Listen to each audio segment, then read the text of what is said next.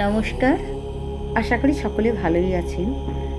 আজ জানব শিবের বিয়ে এবং চৈত্রের গাজন উৎসব সম্বন্ধে।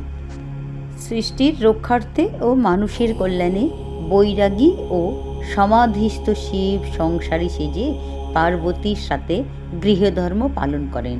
কৃষিপ্রধান দেশ ভারতবর্ষ, তাই শিব কৃষক সেজেও মানুষকে কৃষি ধর্ম শিক্ষা দেন। এজন্য শিব আর্য অনার্য, ধনী নির্ধন, জাতি ধর্ম নির্বিশেষে সকলেরই দেবতা। চৈত্র মাস হলো মধু মাস।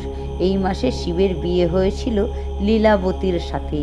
তাই শিবের বিয়েতে বরযাত্রী সেজে গৃহী সন্ন্যাসীদের গাজন উৎসব হয়। লীলাবতী শক্তির প্রতীক, দুর্গার অংশ।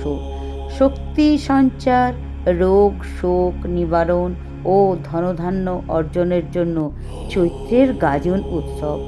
দৌড় ঝাঁপ, বানফোড়া, অগ্নিতে ঝাঁপ, চড়কে ঘুরপাক খাওয়া প্রভৃতির উদ্দেশ্য হল শারীরিক তপস্যা দ্বারা পাপ থেকে মুক্তি লাভ ও শিবের সাথে একাত্মতা লাভ করা। কৃষিজীবী গ্রামীণ মানুষ কৃষির সেই বৃদ্ধির জন্য, শক্তি সঞ্চয়ের জন্য শিবের পুজো, বুড়ো শিব ও পার্বতীর ছড়াগান, অভিনয় প্রভৃতি অনুষ্ঠানে ব্যস্ত থাকেন। বর্ষ শেষ হয়ে আসে। চৈত্রের প্রখর তাপে মানুষ অস্থির হয় আগামী বর্ষের জন্য। তাই উদ্গ্রীব মানুষের লক্ষ্য ভালো ফসল ও শস্য শ্যামলা, পৃথিবীর নবজন্ম লাভ। তাপদগ্ধ দুপুরের সূর্যকে রুদ্ররূপে কল্পনা করে সূর্য পূজার আয়োজনও করা হয়। প্রাচীন মানুষের ধারণা ছিল যে সূর্য সারা বছর ধরে তেজ ও আলো দিয়ে শক্তি কম করে ফেলেছেন।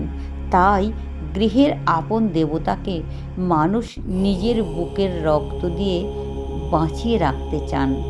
সূর্যের তাপই শস্যের ফলনে সাহায্য করে, বৃষ্টি আনে এবং পৃথিবী শস্যশালিনী হন।